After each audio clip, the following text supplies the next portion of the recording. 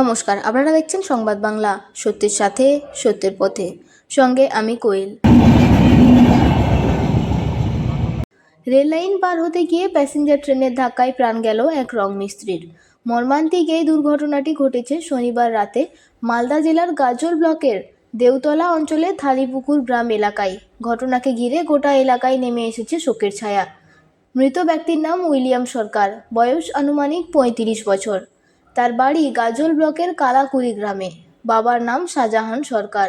জানা গিয়েছে উইলিয়াম পেশায় একজন রং মিস্ত্রি ছিলেন। তিনি বিবাহিত এবং তার স্ত্রী ও এক নাবালক পুত্র রয়েছে। স্থানীয় সূত্রে জানা যায়, শনিবার রাত আনুমানিক ৮টা নাগাদ উইলিয়াম সরকার কাজ সেরে রেললাইন ধরে হেঁটে বাড়ি ফিরছিলেন। সে সময় হঠাৎ একটি প্যাসেঞ্জার ট্রেন চলে আসে। ট্রেনের ধাক্কায় ঘটনাস্থলে মৃত্যু হয় তার। ঘটনার খবর ছড়িয়ে পড়তেই ছুটে আসেন স্থানীয় বাসিন্দারা। পরে দেহ শনাক্ত করে পরিবারের সদস্যদের খবর দেওয়া হয়। খবর পেয়ে ঘটনাস্থলে পৌঁছায় গাজল থানার পুলিশ। এরপর রেল পুলিশ মৃতদেহ উদ্ধার করে ময়নাতদন্তের জন্য বালুরঘাট মর্গে পাঠায়।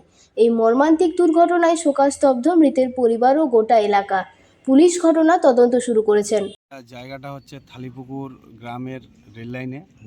এটা আনুমানিক আপনার ৮টা সোয়া ৮টার নাগাদ আমরা ফোন মারফতে জানতে পারি যে আমাদের থালিপুকুর রেল লাইনের রাস্তার এখানে একটি দুর্ঘটনা ঘটেছে।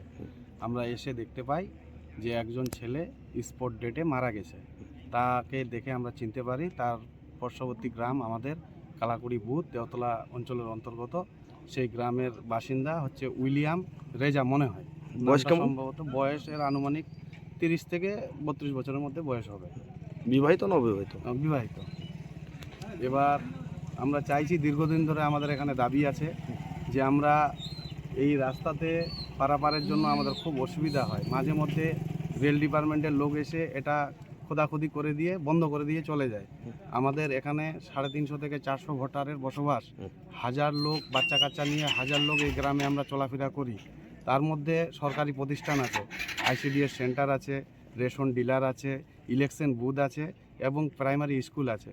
আমাদের গ্রামবাসীর অবিলম্বে দাবি যেন এখানে আমাদের একটা গেট করা হয়, রেল থেকে আমাদের জন্য গেট করে দেয়, যত লোকজন যেন ভালোভাবে যাওয়া আসা করতে পারে, স্কুলের বাচ্চা কাচ্চারাও যেন ভালোভাবে যাওয়া আসা করতে পারে, অন্তঃসত্ত্বা যে মা বোনেরা আছে তারাও যেন ভালোভাবে যাতায়াত করতে পারে, এবং কি যারা বয়স্ক বাবা মারা আছে যাদেরকে আমাদের ডায়ালিসিস করাতে নিয়ে যেতে হয়, আরও ডাক্তার বাড়িতে নিয়ে যেতে হয়, তারাও যেন সুষ্ঠুভাবে পার হতে পারে।